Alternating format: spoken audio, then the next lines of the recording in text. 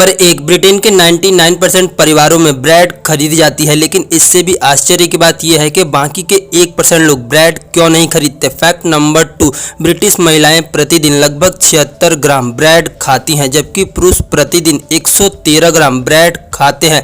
Fact number 3, bread एक low calorie food होता है। फैक्ट नंबर 4, ब्रिटेन के आहार में ब्रेड लगभग 10% कैल्शियम प्रदान करता है। फैक्ट नंबर 5, इंग्लैंड के उत्तर पूर्व के लोग कम ब्रेड बर्बाद करते हैं, जबकि इंग्लैंड के दक्षिण पूर्व के लोग सबसे ज़्यादा ब्रेड बर्बाद करते हैं।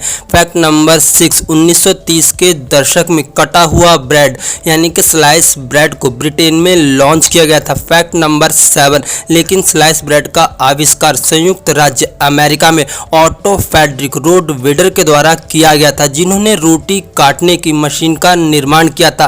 फैक्ट नंबर 8, अब तक की सबसे लंबी ब्रेड की लंबाई 1.2 किलोमीटर है। फैक्ट नंबर 9, ब्रिटेन में हर साल करीब 12 अरब सैंडविच खाए जाते हैं, यानी कि हर सेकंड 380 सैंडविच। फैक्ट नंबर 10, प्रत्येक अमेरिकी एक साल में लगभग 53 पाउंड ब्रेड खा जाता है। फैक्ट नंबर 11, जर्मनी में प्रति व्यक्ति ब्रेड की खपत सबसे ज़्यादा है और उसके बाद चिली का नंबर आता है। फैक्ट नंबर 12, ब्रेड को आम तौर पर बेक करके बनाया जाता है, लेकिन कुछ व्यंजनों में ब्रेड को स्टीम, फ्राइड या फिर उबाला भी जाता है।